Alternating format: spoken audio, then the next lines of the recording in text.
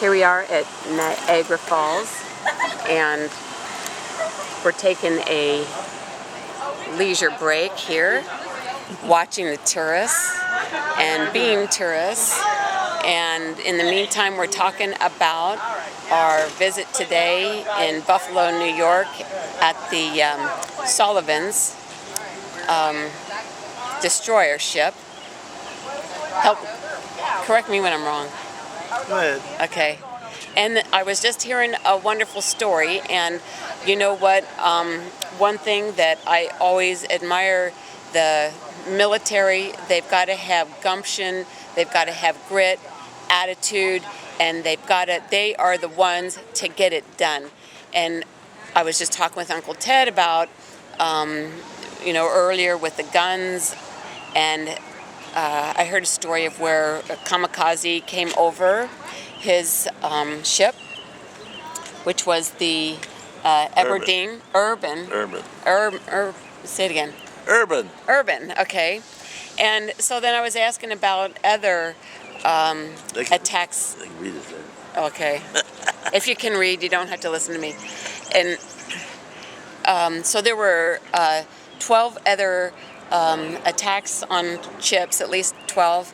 But the thing that he just said, Uncle Ted just said, that was interesting is that the gunners, they saw the incoming, and they had to make decisions on if it was. When they saw the fireballs, they knew it wasn't American. That when they saw fireballs, and I don't know what that means. Fireballs. On the wings, Japanese. Those fireballs. Printed on the wings. Oh, those fireballs. So then, you know how the military is, and you're supposed to wait for orders? Well, this is interesting. These gunners, these men on these ships, they don't have time to wait for orders, and they just get to take charge, shoot them down, and there's no time for orders. You see, at that low to the water that way, the radar doesn't pick them up. And so the ship's officers don't know anything about it. It's not on radar. Well, they'll hear about it. And visually, they get spotted, Yeah. Yeah.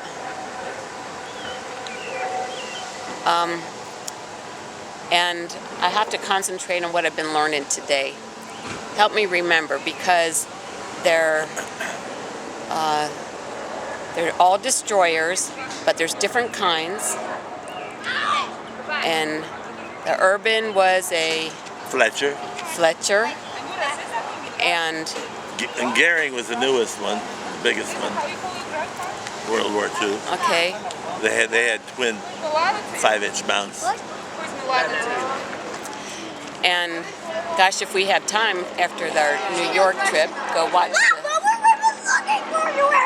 the Sullivans. I sent that to Vince. Okay. It's one of his contacts. I forget how it was. This guy said, "Well, I was aboard that one for a while," and Vince said he made a copy for him. Oh, cool.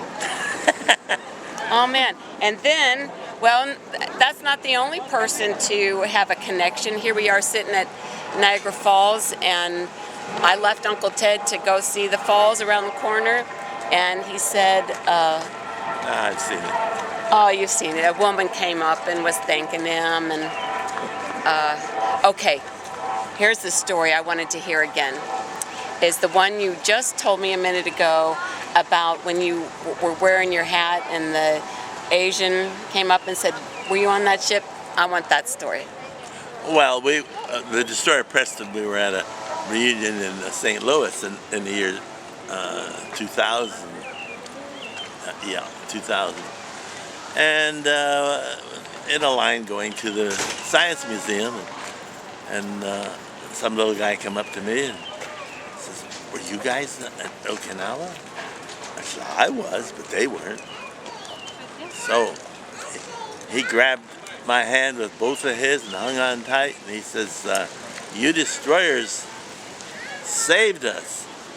He says, "I'm an officer in the 77th Division, and the Japs wanted to knock out our headquarters. And he named off where all the destroyer pickup stations were. And he says, "You saved us."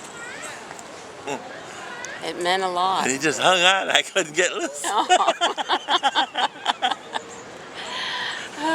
It meant a lot. Of course it did. Well, I didn't yank too hard. Oh.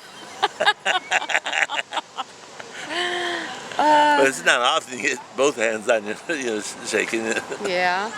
You might make sure I didn't get away. No.